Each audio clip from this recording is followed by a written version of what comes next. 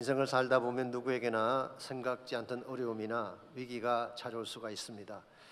그때 이 어려움의 고비를 어떻게 넘기냐에 따라서 삶이 발전하기도 하고 퇴보하기도 하는 것입니다. 지난 주간 크리스천 타임즈라는 신문에서 이런 글을 읽었습니다. 일본의 에도 막부 시대 말기에 곤사이라는 청년이 있었다고 합니다. 에도 막부 시대는 임진왜란을 일으킨 도요토미 히데요시가 몰락한 이후에 세워진 일본의 마지막 막부 시대를 말하죠. 이 청년은 제법 괜찮은 집안 아들이었는데 한 가지 험이 있다면 얼굴이 추남이었다는 것입니다. 돼지도 입맛을 잃을 정도로 못생겼다고 하니까 짐작이 가실 것입니다. 그러나 늦은 나이에 부모님들의 주선으로 같은 마을에 사는 농부의 딸과 결혼했습니다. 그녀는 예쁘고 부지런한 그런 좋은 처자였습니다. 곤사이는 그녀에게 빠져서 너무나 행복하게 삶을 살았는데 아내는 그렇지가 않았습니다. 그 못생긴 얼굴에 실정을 낸 것입니다. 사람 얼굴 뜯어먹고 사는 것도 아닌데 그녀는 곤사이를 볼 때마다 차갑게 대하고 신경질적으로 대한 것입니다. 날이 갈수록 두 사람 사이의 갈등이 깊어지던 중에 어느 날 아내가 매정하게 그를 버리고 집을 나가 버렸습니다. 곤사이의 마음이 어떻겠습니까? 상처가 되고 아팠을 것입니다. 그러나 그는 이것을 극복하기 위해 고향을 떠납니다. 그리고 밤낮으로 학문에 매진을 했습니다. 그 결과 그는 높은 관직에 오를 수 있게 되었고 일본을 대표하는 학자가 되었습니다. 이 사람이 안사카 곤사이라고 하는 안사카 학파의 창시자라고 합니다. 수학과 천문학과 지리학에 능통한 사람으로서 일본의 개화를 이끌었다고 합니다마는 이 곤사이의 집에 가게 되면 거실 중앙에 초상화 한 개가 걸려 있습니다. 중년 여성의 그림입니다. 그의 신분 정도로 하면 얼마든지 더 화려하고 값진 그림을 그릴 수 있을 텐데 언제나 그 여인의 그림이 중앙을 차지하고 있었습니다. 어느 날 관료 중 한 사람이 물었습니다. 선생님, 저 초상화 속의 인물이 누구입니까? 그때 곤사이가 내 인생을 반전시켰던 잊을 수 없는 여인이다. 저 여인이 없었더라면 나는 아마 지금도 시골에서 보잘것없는 촌장으로 지내고 있었을 것이다. 지금의 나를 만든 은혜를 잊지 않으려고 그녀의 초상화를 걸어 놓았다는 것입니다. 짐작하시겠지만 이 초상화의 주인공이 누구일까요? 얼굴이 못생겼다고 집을 나가버렸던 자기 아내였죠. 참 멋지지 않습니까? 우리 사모님들 제발 포장지 가지고 선물을 평가하지 마십시오. 아내는 내용물이 훨씬 더 귀한 것입니다. 이 곤사에게는 두 가지 선택이 있었을 것입니다. 첫 번째는 자신을 버리고 떠난 여인에 대한 원망과 상처를 안고 평생 그 상처를 씹으며 사는 것입니다. 이건 불행으로 가는 첩병이죠. 또 한 가지 선택은 이것을 넘어서서 오히려 더 발전적인 삶을 사는 것입니다. 곤사이는 후자를 택했기 때문에 더 많은 열매를 남기고 아름다운 삶을 살 수가 있었던 것입니다. 오래전과 저의 삶도 마찬가지입니다. 인생에서 위기나 고비가 없는 사람은 아무도 없습니다. 항상 좋은 애플만 먹을 수가 없죠. 인생 가운데는 굿 애플이 있는가 하면 배드 애플이 같이 있습니다. 나에게 주어진 사과가 어떤 종류일지라도 감사함으로 잘 받고 이것을 극복해 나가게 되면 더 좋은 열매를 맺게 되는 것입니다. 그래서 영어로 위기라는 단어가 크라이시스입니다. 이 크라이시스라는 단어가 헬라말 크리시스에서 왔어요. 이 크리시스라고 하는 단어는 원래 분수령을 의미하는 단어라고 합니다. 분수령이 뭐냐고 하면 산꼭대기에서 물을 부었을 때에 물이 이쪽 편으로 내려갈 수도 있고 저쪽으로 내려갈 수 있죠. 물이 갈라지는 그 시점, 이것을 분기점을 분수령이라고 하는 것입니다. 그러므로 이 크리시스라는 단어는 판단, 비판 혹은 터닝 포인트 이렇게 번역할 수 있는 단어입니다. 이 단어가 처음에 영어로 사용될 때는 의학적 용어로 medical context에서 사용된 것이라고 합니다. 환자의 상태가 either recovery, 회복으로 갈 수도 있고 or death, 죽음으로 갈 수 있는 이 크리티컬한 포인트를 우리가 크라이시스라고 부르는 것입니다. 이런 측면에서 위기라고 하는 것은 항상 양면이 있는 것입니다. 위기는 내 인생을 망가뜨리는 장애물이 될 수도 있지만 반대로 내 인생을 더 발전시킬 수 있는 디딤돌이 될 수도 있는 것입니다. 여러분과 저는 위기가 왔을 때에 위기 앞에 희생자가 되어서 빅팀이 되어 살기보다는 위기를 극복하는 빅터가 되어야지 하나님이 기뻐하는 삶의 열매를 남기며 살아갈 수가 있는 것입니다. 우리 삶 속에 위기가 왔을 때에 위기를 반전시키는 결정적인 요인이 과연 무엇일까요? 환경일까요? 아닙니다. 전략일까요? 아닙니다. 우리의 의지나 우연한 행운이 위기를 극복하는 팩트일까요? 아닙니다. 성경은 위기를 극복하는 근본 원인자를 하나님이라고 소개하고 있습니다. 하나님 우리 인생의 모든 것을 미리 아시고 보시는 분, 그러므로 우리 인생의 모든 것들을 다 협력해서 최선을 만드실 수 있는 분이 하나님이시죠. 이와 같이 우리 삶 속에 어떤 상황이 주어지든지 이 모든 것들을 다 합력시켜서 선하게 만드는 하나님의 손길을 우리 신학적인 용어로 섭리라고 부르고 있죠. 여러분과 저의 삶이 위기 앞에도 불구하고 오히려 위기를 넘어서서 좋은 열매를 맺어가려면 이 섭리하신 하나님을 신뢰하고 믿음 가운데 살아가야지 인생의 위기가 반전되어서 축복이 되는 것입니다. 여러분의 삶 가운데도 크고 작은 문제들이 있을 것입니다. 넘어야 될 고비가 분명히 있을 것입니다.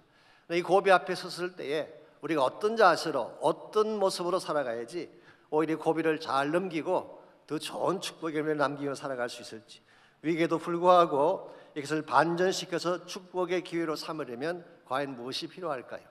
오늘 주신 본문을 가지고 이것을 함께 정리해 보려고 합니다. 오늘 같이 읽은 본문에 보시면 다윗이 겪었던 참 당혹스러운 위기 하나가 소개가 되어 있습니다. 1절 말씀 보시면은 그가 당했던 상황의 배경이 이렇게 소개가 되어 있습니다. 1절입니다. 다윗과 그의 사람들이 사흘 만에 시글락에 이른 때에 아말렉 사람들이 이미 네겝과 시글락을 침노하였는데 그들이 시글락을 쳐서 불살랐다고 했습니다. 오늘 본문에 보면은 다윗과 그의 부하들이 사흘 만에 시글락에 도착했다고 했죠. 이 말씀을 조금 더 잘 이해하려면은 29장을 봐야 됩니다.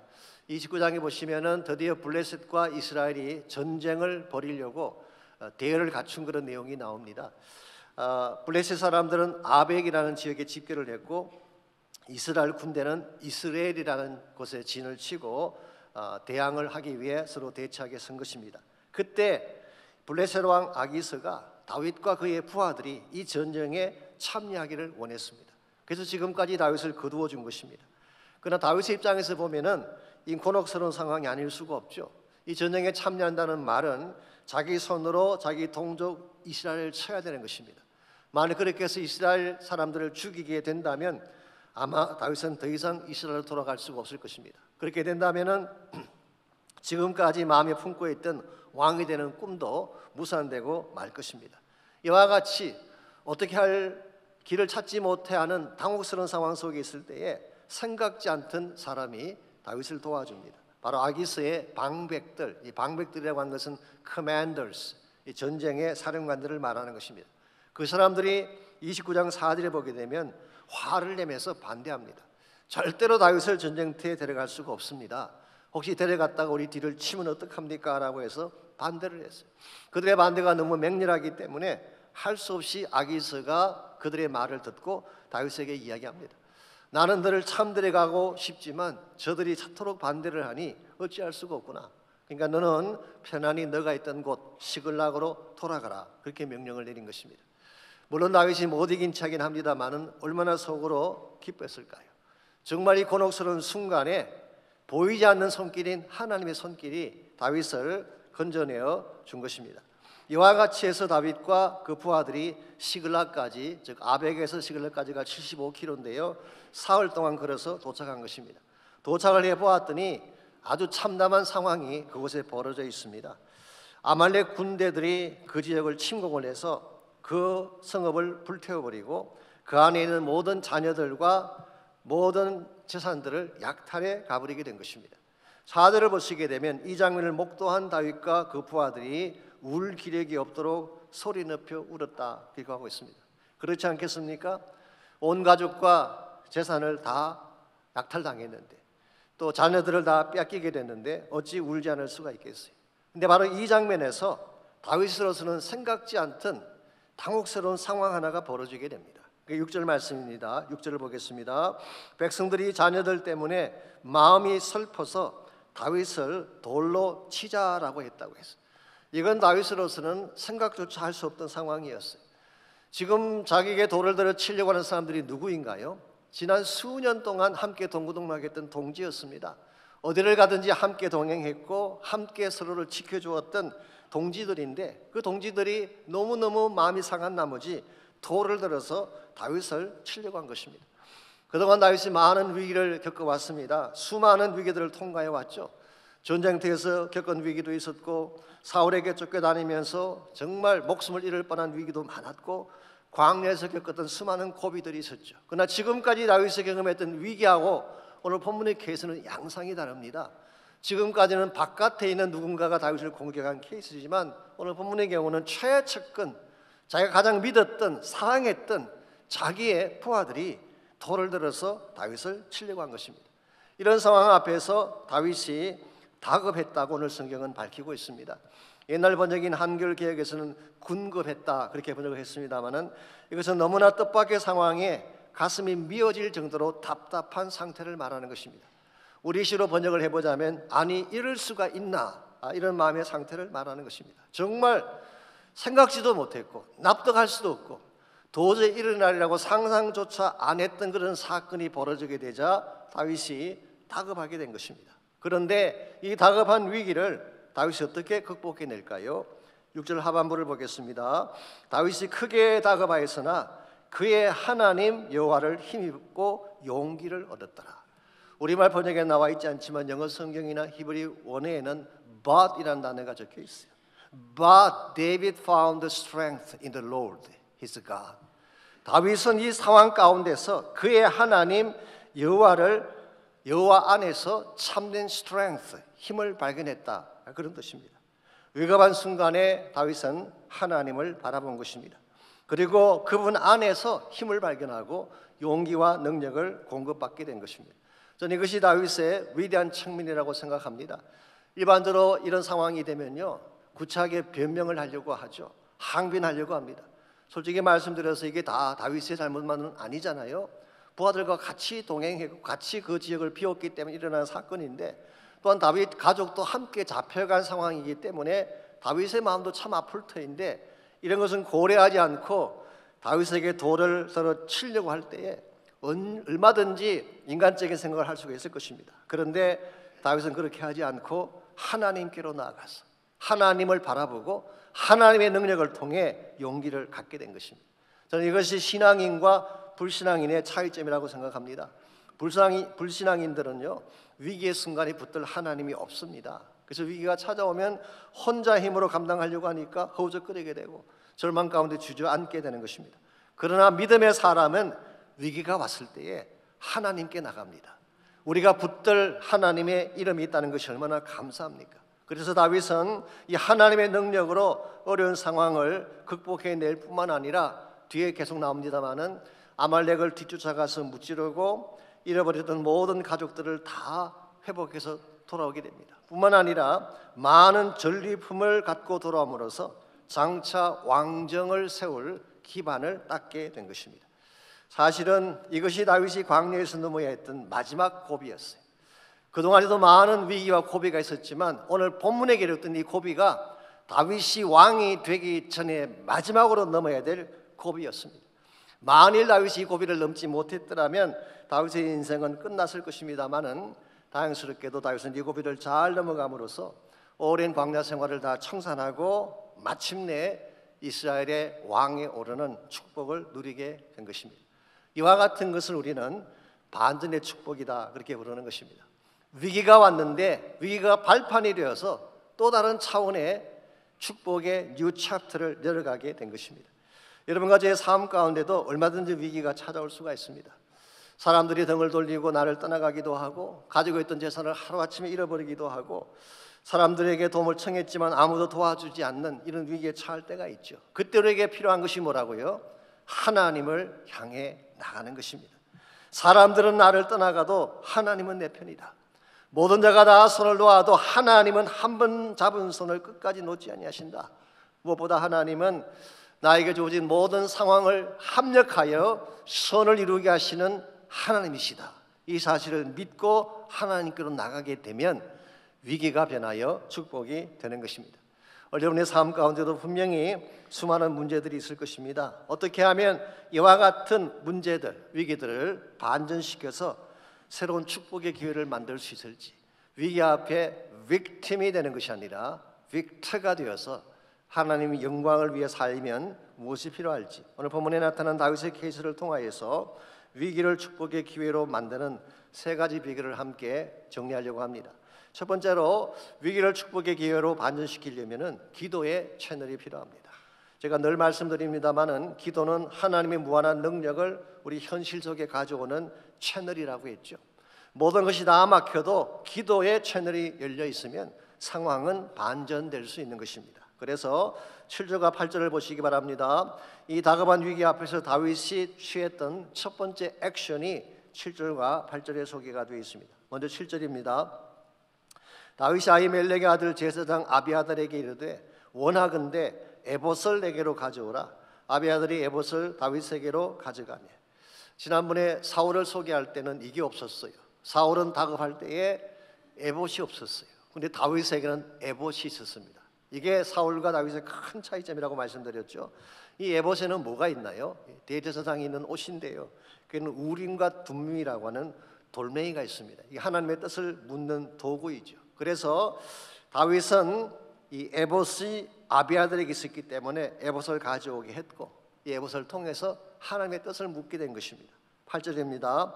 다윗이 여호와께 묻자와 이르되 내가 이 군대를 추격하면 따라잡겠나이까 하니 여호와께서 그에게 대답하시되 그를 쫓아가라. 내가 반드시 따라잡고 도로 찾으리라. 자, 오늘 본문에서 다윗은 비로소 하나님께 나가서 여쭤봅니다. 27장에서 블레셋으로 내려갈 때는 이게 없었어요. 그냥 자기 생각만 가지고 블레셋으로 내려갔기 때문에 본인의 마음은 상책이라고 생각했지만 the best plan이라고 생각했지만 실제로는 the worst plan이 되고 말았던 것, 지난번 설교 때 말씀을 드렸습니다. 그런데 이제는 다윗이 하나님께 나가서 기도하게 된 것입니다. 그랬더니 하나님께서 오케이, 쫓아가라. 반드시 따라잡고 찾게 될 것이다. 이 응답이 떨어지게 된 것입니다. 이것이 바로 문제를 푸는 첫 스텝이 되는 것입니다. 모든 것이 다 막혀도 기도의 채널이 열리면, 그래서 하나님께서 응답만 하신다면 문제는 풀리게 되어 있습니다. 위기는 오히려 기회로 바뀌게 되고 하나님의 더 큰 역사를 경험할 수 있게 되는 것입니다. 우리가 이 사실을 바로 알게 된다면 무슨 일을 당하든 기도하게 돼 있어요. 우리 출애굽기에 보게 되면 모세의 위대한 지도력이 나오고 있죠. 모세는 진짜 이스라엘 지도자 중에 가장 위대한 리더였지 않습니까? 근데 모세의 지도력의 숨은 비결이 뭔지 아십니까? 실제로는 기도였어요. 모세 자체가 가지는 힘이라기보다는 기도를 했기 때문에 모세의 리더십이 파워풀하게 쓰임받은 것입니다. 예를 들어서 홍해 앞에 섰을 때에 무엇이 그 불가능의 바다를 갈랐나요? 모세가 하나님께 기도하며 팔을 내밀었을 때 바다가 갈라졌어. 기도의 파워입니다. 혹은 마라의 선물 앞에 섰을 때에 이스라엘 백성이 사흘길을 걸어서 광야 한가운데 갔는데 마실 물이 없었죠. 그때 물이 있긴 한데 물이 있어서 먹을 수가 없습니다. 그때 모세가 기도했을 때에 하나님이 한 나뭇가지를 지정해 주시고 나뭇가지를 던지라. 그걸 던졌을 때에 선물이 단물 되는 기적이 일어나지 않았습니까? 아말렉과의 전투에서도 기도가 승리를 가져왔어요. 머리바 다툼의 반석 앞에서도 기도할 때에 생수가 터져 나왔죠. 그러므로 무슨 일을 당하든지 모세가 기도만 하면 기적이 벌어지는 거예요. 이게 사실은 모세 리더십의 키였고 핵심이라고 할 수가 있습니다. 이런 의미에서 좀 역설적이긴 합니다만은 여러분의 삶에 위기가 오면 아하, 기도하라는 음성인가 보다 생각하시고 기도하시기 바랍니다. 위기가 왔을 때 위기를 붙잡고 당황해하고 그게 쩔쩔 매게 되면 위기에 당하는 것입니다. 그러나 위기가 왔을 때에 하나님이 기도하라고 하시는가 보다. 그리고 기도 자리에 나가게 되면 하나님이 알아서 다 해결해 주시는 것입니다. 이게 기도의 파워예요. 뉴욕의 브루클린이라는 곳에 가게 되면 브루클린 태브네클이라는 유명한 교회가 있습니다. 그 교회 담임 목사님이 짐 심발라라고 하는 목사님이신데요.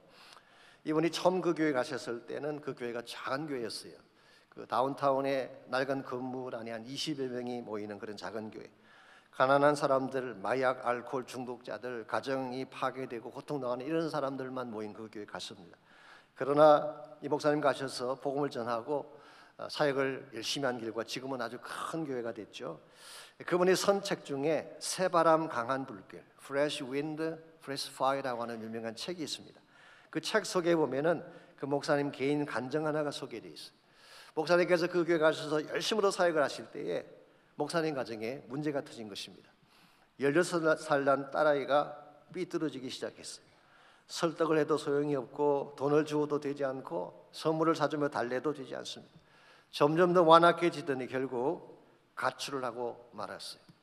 어디로 갔는지 행방조차 알 수 없는 가운데에 2년 동안 아무 소식이 없었습니다. 목회자로서는 당혹스러운 상황이 아닐 수가 없죠.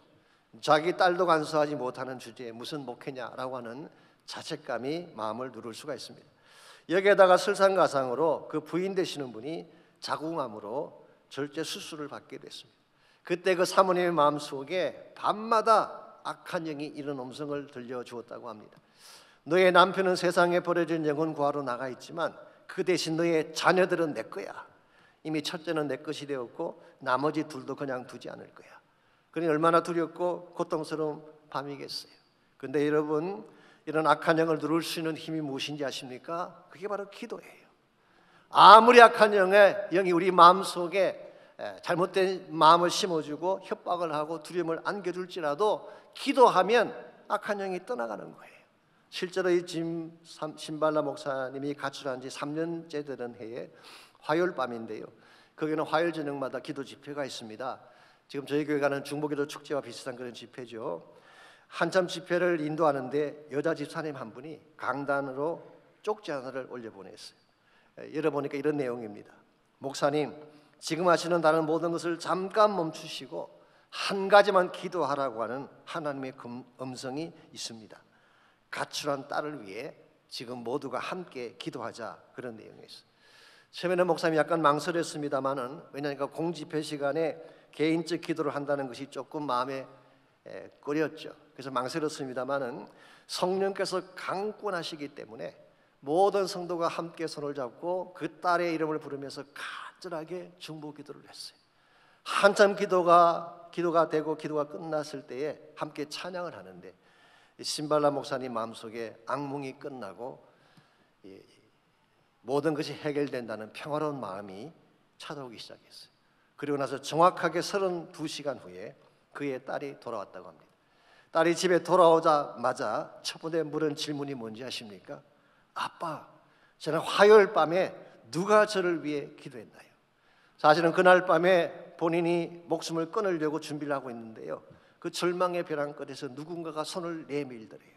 손을 잡았더니 아마 그게 하나님 손이겠죠. 말씀하시기를 I still love you.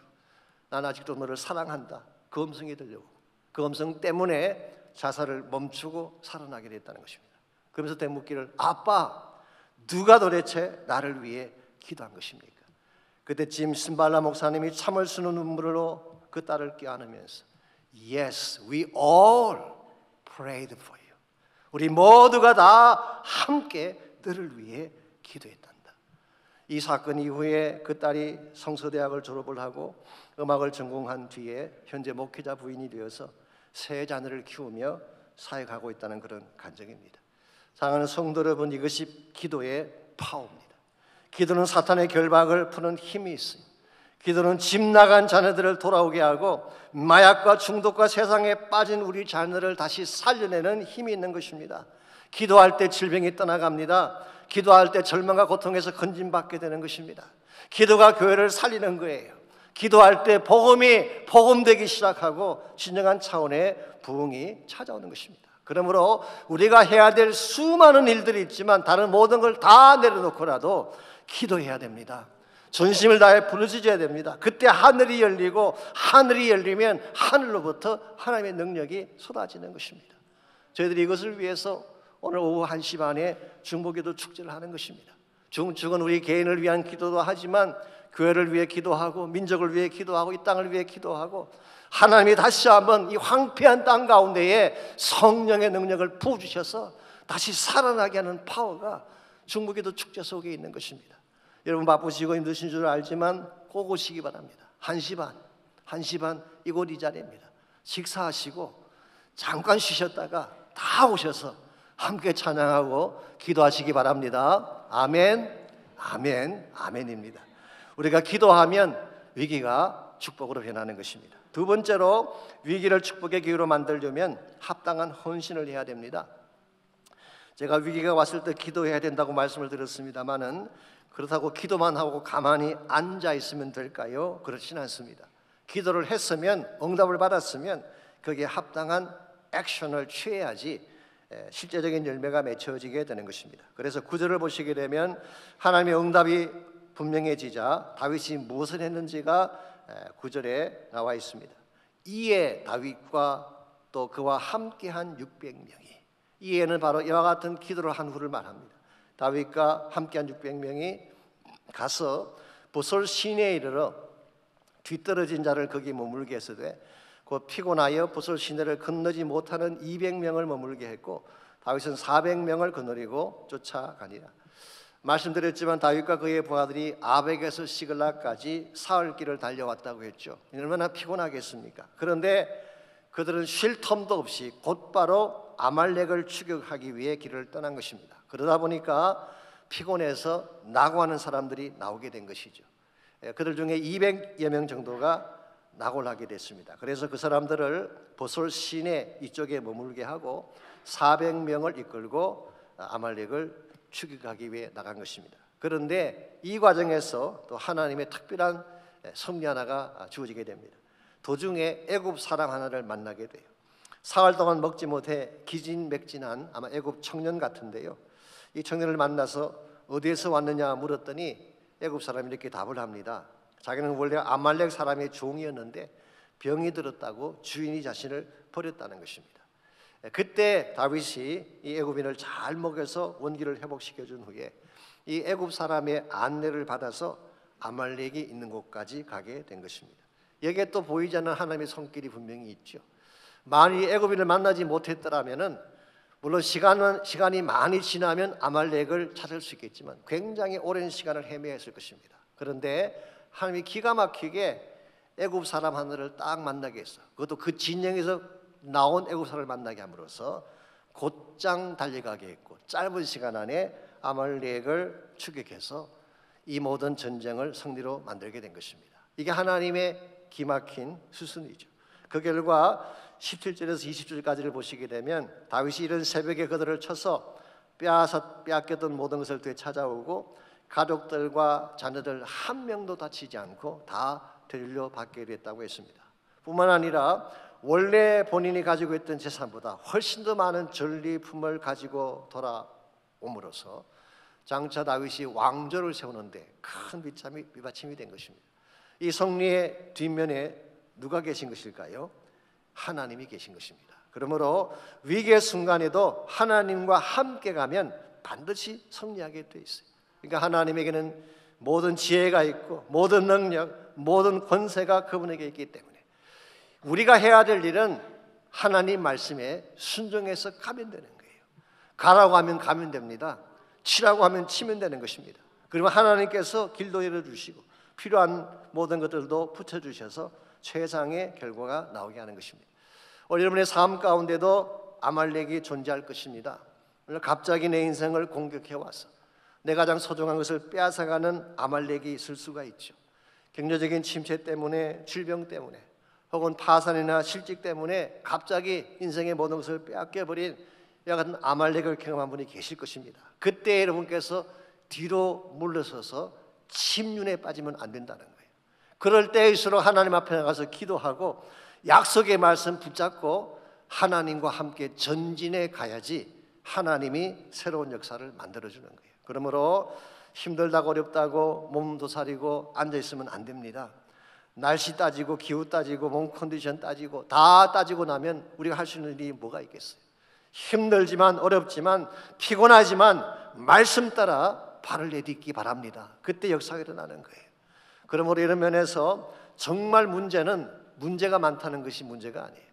아시겠지만 문제는 항상 있습니다. 우리 인생 가운데 문제가 없던 날이 하루도 없어요. 항상 문제를 내는 것입니다. 근데 진짜 문제는 뭐냐고 하면 문제가 왔을 때에 하나님을 붙잡지 않는 것이 문제예요. 문제가 왔을 때에 기도하지 않는 것이 문제예요. 문제가 왔을 때에 하나님 말씀 듣고 순종해서 믿음의 발을 내딛지 않는 것이 문제인 것입니다. 지금은 여러분께서 하나님께 기도하고 말씀에 순종해서 한번 발을 내딛어 보시기 바랍니다. 홍해가 갈라질 수 있어요. 여리고가 무너질 수 있는 것입니다. 기적이 나타나는 거예요. 하나님은 기도한 후에 순종하며 행하는 자에게 은혜를 베풀어 주시는 것입니다. 이런 면에서 우리에게 주어진 위기를 반전시켜서 축복의 기회로 삼기를 원한다면 1차적으로는 기도해야 돼요. 기도 없이는 안 됩니다. 두 번째는 기도한 후에는 순종의 행동을 취해야 되는 것입니다. 마지막 세 번째로 위기를 축복의 기회로 만들려면 우리가 받은 축복을 나눌 수 있어야 됩니다. 축복의 나눔이 있어야지 참된 열매가 맺혀지게 되는 것입니다. 오늘 본문의 클라이맥스는 단순히 다윗이 승리했다는 스토리가 아닙니다. 혹은 엄청난 양의 전리품을 가지고 왔다는 사실도 아닙니다. 오늘 본문의 하이라이트는 그렇게 해서 얻은 전리품을, 축복을 모든 자와 나누었다는 데 있습니다. 자, 다윗이 승리를 거두고 많은 전리품을 가지고 보솔 시내까지 왔을 때 그곳에 머물렀던 200여 명이 다윗을 맞으려고 나왔습니다. 이 사람들은 보솔 시내 가운데 기다리다가 다윗이 돌아오자 영접하려고 나간 것이죠. 그때 22절을 보시게 되면 다윗과 함께 갔던 자들 중에 몇 사람이 이렇게 이야기를 합니다. 우리 22절입니다. 다윗과 함께 갔던 자들 가운데에 악한 자와 불량배들이 다 이르되 그들 우리와 함께 가지 아니하였은즉 우리가 도로 찾은 물건은 무엇이든지 그들에게 주지 말고 각자의 처자만 데리고 떠나게 하라 하는지라. 이게 악한 자와 불량배들, 어느 집단이든 어느 공동체든 꼭 이런 사람들이 있어요. 소위 말해서 self-righteousness, 자기 의에 사로잡혀서 쉽게 남을 정죄하고 이기적 배타적 자세로 사는 사람들이 꼭 있죠. 오늘 본문에 다윗의 사람들 가운데도 그런 사람들이 있었던 것 같습니다. 그들의 주장이 뭡니까? 우리는 가서 정말 목숨을 걸고 전쟁을 했는데 저들은 놀았다는 거예요. 쉬었다는 것입니다. 보슬 시내가에서 가만히 앉아 쉰 저 사람들에게 왜 우리가 피땀 흘려 가져온 전리품을 나누어 줘야 되느냐? 저들에게는 한 푼도 줘서는 안 됩니다 라는 주장을 한 것입니다. 여러분은 이와 같은 그들의 말에 대해서 어떻게 생각하십니까? 사실 일리가 있죠. 얼핏 들으면 합리적인 말같이 들립니다. 자기들이 목숨 걸고 싸울 때에 그 사람들은 편안히 쉬고 있었잖아요. 그 사람들에게 내가 애써서 얻은 전리품을 나누어 준다는 것이 합리적입니까? 일반 세상 사람들의 논리를 생각해 보게 되면요, 사실은 나눠주지 않는 것이 합리적일 수가 있어요. 일한 만큼 먹고 수고한 만큼 보상받는다는 것이 세상의 논리 아니겠습니까? 그러므로 세상적인 생각으로 본다면 maybe 일리도 있고 합리적일 가능성이 있습니다. 그러나 여러분, 여기서는 성숙한 신앙인의 모습은 절대로 아닙니다. 왜 그런지 아십니까? 23절을 보면 그 이유를 알 수가 있습니다. 23절입니다. 다윗이 이르되 나의 형제들아, 여호와께서 우리를 보호하시고 우리를 치러 온 그 군대를 우리 손에 넘기셨은즉 그가, 여호와를 말합니다, 그가 우리에게 주신 것을 너희가 이같이 못하리라. 여기에 다윗의 성숙한 신앙 모습을 발견할 수가 있습니다. 다윗은 우리가 잘나서 이긴 게 아니라고 말하고 있어요. 하나님이 승리를 주신 것입니다. 우리가 가진 모든 획득물이 내가 획득한, 내가 언한 것이 아니라 하나님이 주신 은혜의 선물이라는 거예요. 우리는 이와 같이 하나님 때문에 은혜를 받았는데 내 가진 것을 나누어 주는 것에 대해서는 마치 나의 소유인 것처럼 계산하고 따지는 것은 바르지 않다는 지적을 한 거예요. 이게 사실은 성숙한 성도의 바른 모습이라고 할 수가 있습니다. 사실 여기서 우리는 다윗의 통큰 지도력을 볼 수가 있습니다. 자칫했으면요, 지난 12년 동안 동고동락하게 했던 200여 명의 소중한 동지들을 재물 얼마 때문에 잃어버릴 뻔했어요. 그랬는데 그들과 함께 모든 것을 나누게 함으로써 결과적으로 이걸 계기로 600명이 하나가 되고, 그리고 앞으로 다윗이 왕국을 세우고 사역을 하는 데에 600명이 최상의 충신으로 헌신하는 계기를 만들어준 것입니다. 기억하실지 모르지만 나중에 다윗이 왕이 되었을 때, 그리고 압살롬에게 쫓겨 도망칠 때에 수많은 백성들이 등을 다 돌렸어요. 민심이 다 돌아갔어요. 그러나 끝까지 다윗과 함께 동행했던 자가 누군지 아십니까? 오늘 본문에 나오는 600명의 용사들이에요. 나중에 다윗을 위해 목숨을 바치는 충신이 된 것입니다. 여러분과 제 마음속에도 이와 같은 넓은 마음이 필요합니다. 나에게 주어진 것이니까 내 거다라고 하는 것은 합리적인 생각인지 모르지만 신앙적인 마음은 아니에요. 하나님이 주신 거예요. 다 하나님 거예요. 그러므로 나에게 주어진 것이라고 할지라도 이웃을 위해 사용하고 다른 지체를 위해 서는 것은 굉장히 중요한 신앙 삶의 한 부분이 되는 것입니다. 오래전에 리고리 목사님이 했던 말이 있습니다. 현대교회 가지고 있는 많은 그 병폐 가운데 두 가지 티피컬한 병폐가 있다. 그게 뭐냐? 첫째가 selfishness, 이기심이에요. 이기심. 두 번째가 isolation, 개인주의적인 삶이라는 거예요. 각자의 삶만 책임지는. 이 두 가지가 현대교회의 큰 장애물이라는 지적을 한 적이 있어요. 교회 다니는 사람들이 굉장히 selfish해요.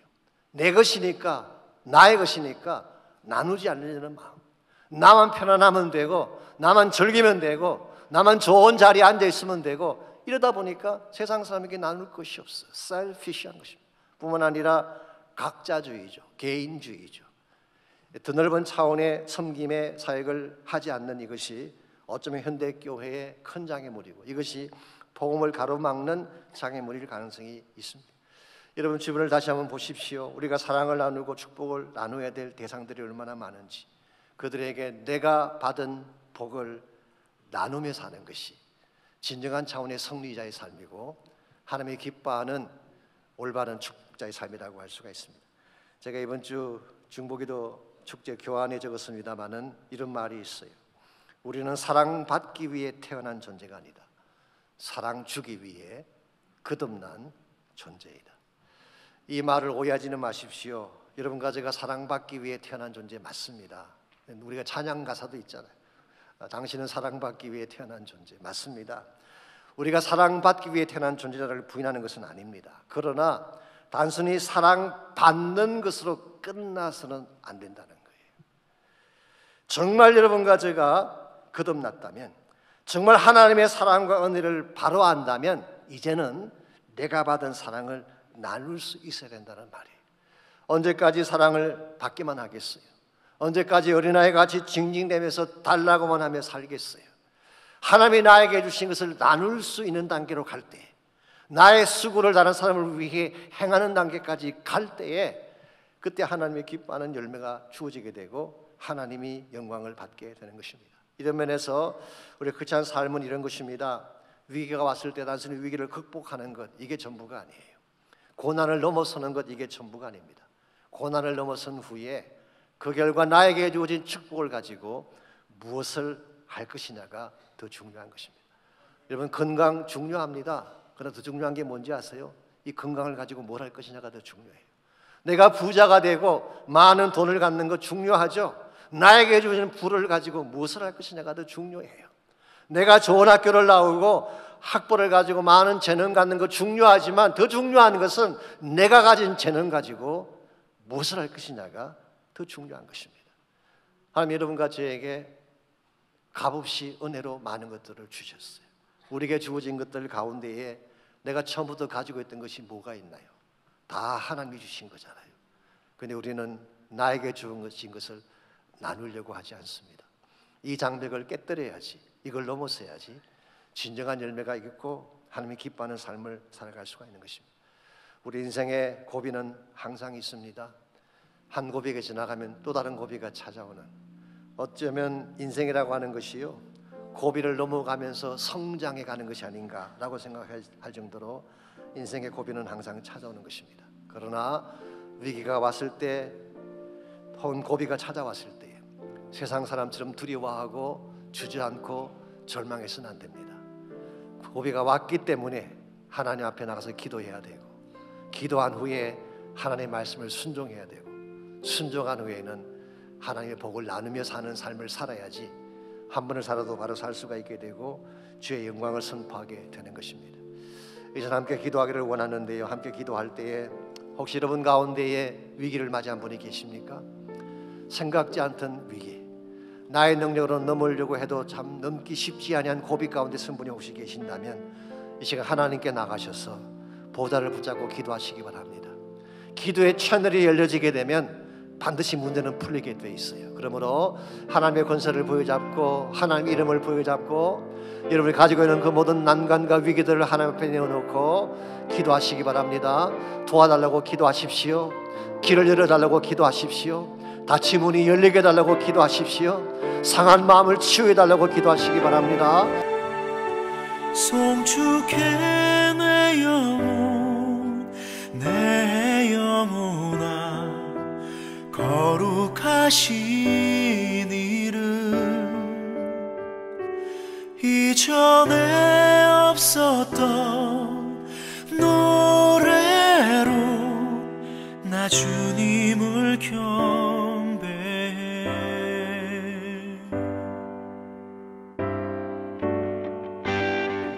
해가 뜨는 새 아침 밝았네. 이제 다시 주님 찬양. 무슨 일이나 어떤 일이 내게 놓여도 저녁이 올 때 나는 노래해.